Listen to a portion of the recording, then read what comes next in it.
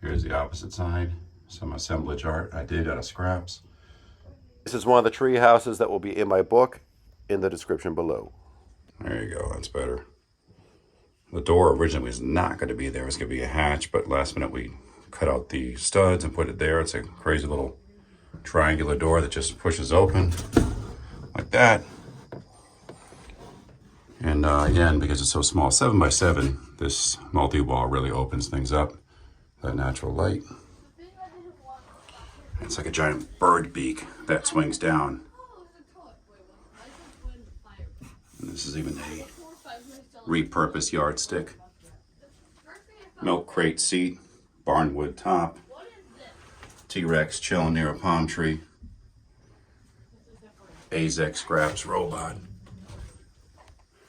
And we left the ridge not open, but we gave it a cap just for a little more natural light in there and ventilation as well.